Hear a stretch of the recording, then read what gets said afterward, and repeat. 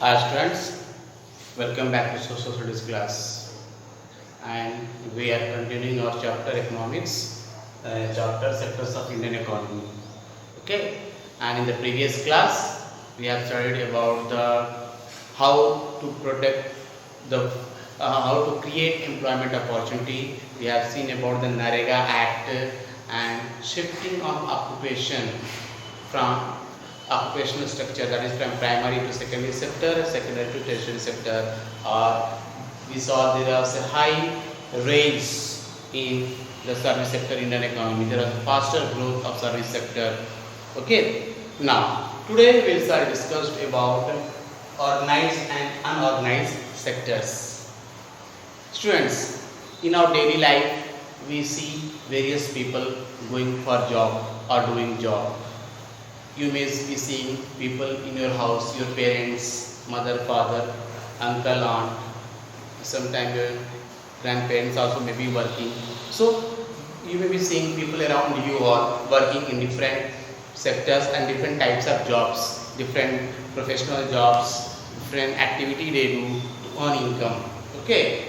Now these activities, these professions which we see, which is followed by many people in our country, are divided into two sectors, organized and unorganized sectors. You know, this organized sector and unorganized sector is the main sector where entire all the three sectors have been grouped. So today we will discuss in detail about them. Let us study about the organized sector. Organized sector is nothing but it is well planned, well established. A person who works in an organized sector is, you can say, he get a permanent fixed income every monthly. His job is mostly permanent type of. Okay. Now he get various allowances like he get medical leave, he get paid leave, which we say casual leave.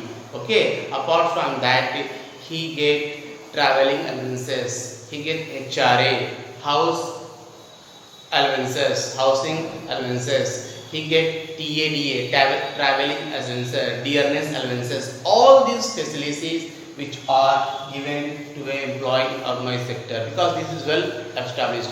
A person when he joins the organized sector, okay, what happens? He is given appointment.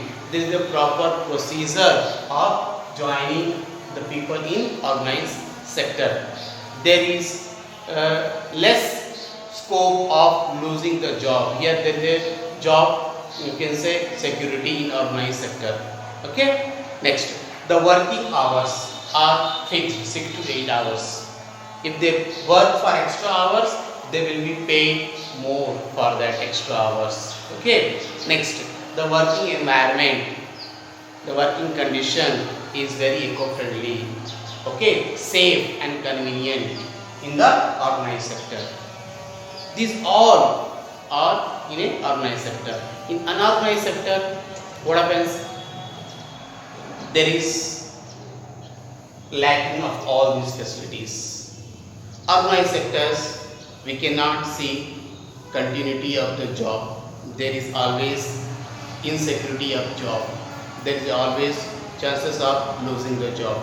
There may not be paid leaves. There might not be medical leaves. Okay. In organized sector, you may not have, you can say, HRA, TADA.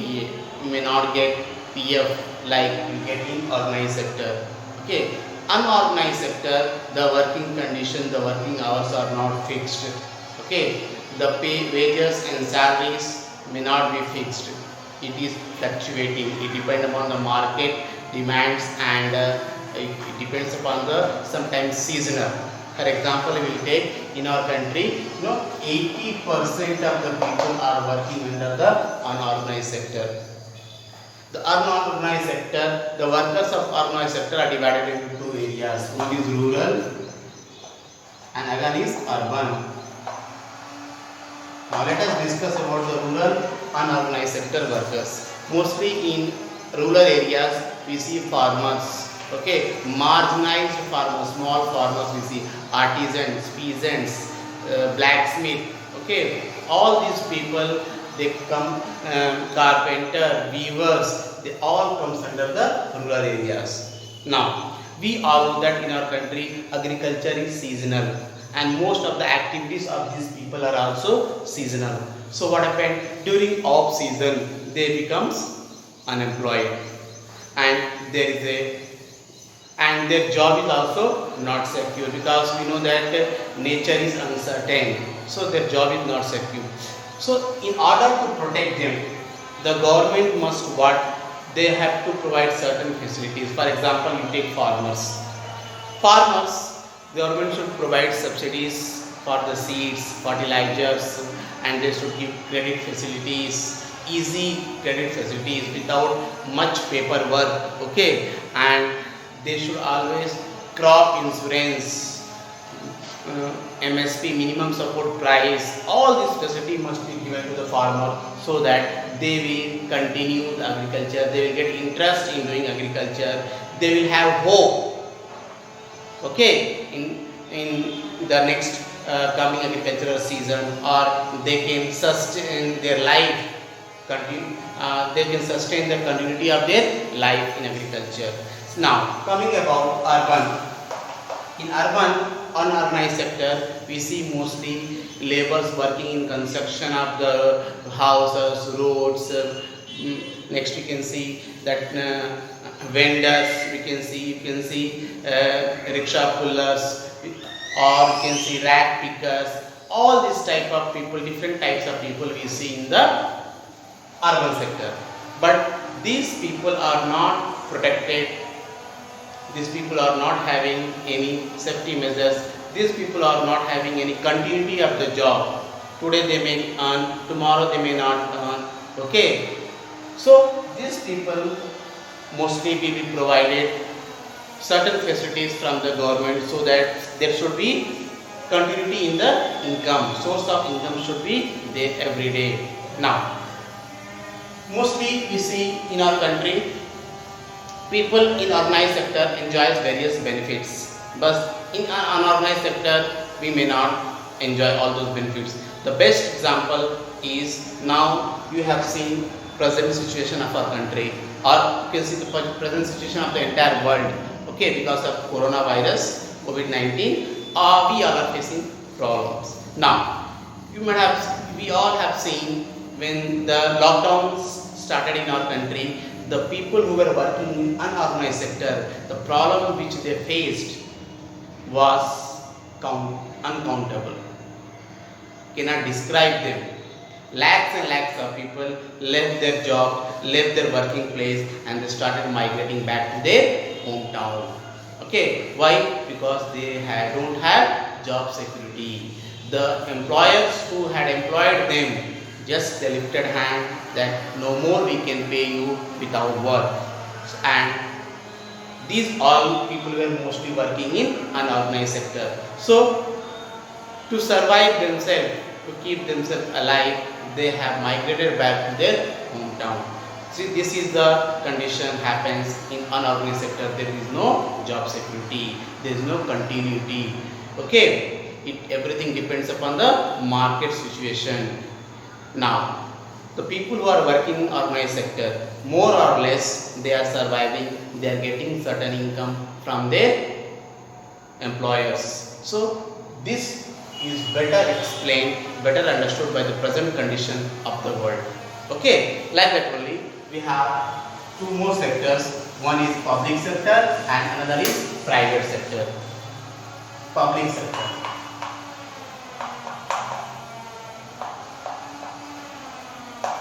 Private sector.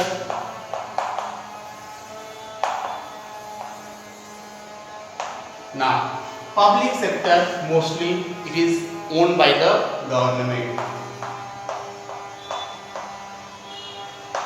Private sector mostly it is owned by the individuals. Individuals or group of individuals together they may be the owner. Next, public sectors main aim of the public sector is social welfare.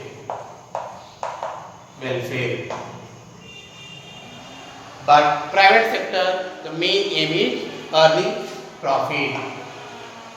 Earning profit.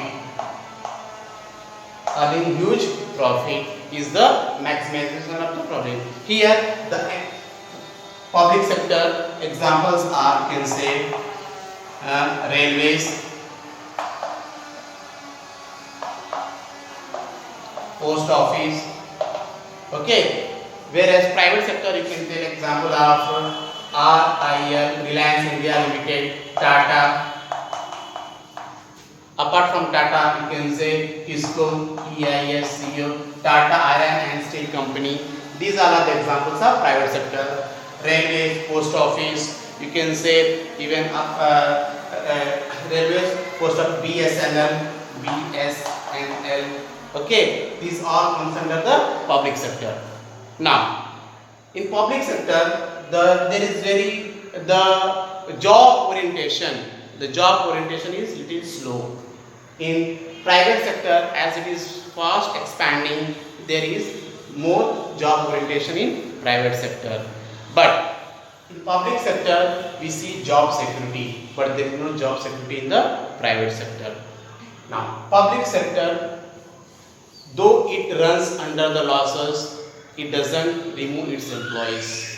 But in private sector, their main motive is profit maximization, and they never hesitate to remove the employee if they are running under the loss. For example, I will tell.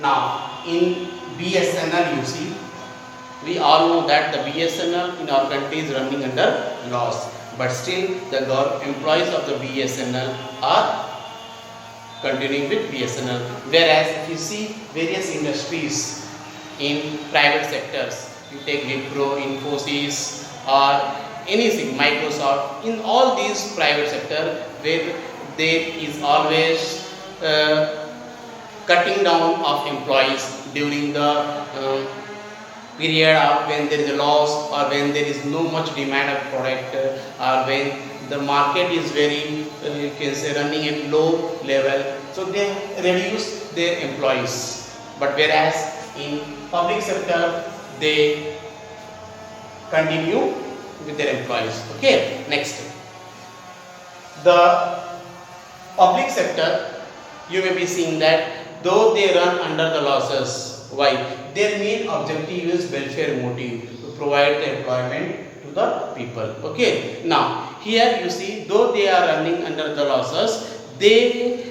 try to overcome the loss through various other process like tax. This is because of government sector, so they collect the taxes, revenues from various sources from the people of its own country. Now, with that taxes, they do so many welfare activities like construction of the roads, railways, bridges, providing water facilities, electricity. Next, education. You see, most of the education which comes under the public sector, that is government schools, government colleges, the fees are very less. Okay, but the employees who are working, they earn very good income, very good salary. So then also, from where that income is generated? That income is generated from the various taxes, various revenue which is collected by the government. Okay, so they provide the welfare activity. Okay, but if same welfare activity, if you say to provide by the private sector, they may cost very high, they may charge very high rate. For example, if you take whenever we go for any private services, we have to pay high prices for that. But when we come to a public sector, we have to pay less amount for that. So that is the difference between public sector and private sector. So students, I hope so you have understood what is organized and unorganized sector, and public and private sector. Okay, thank you. We continue the next class tomorrow. Bye.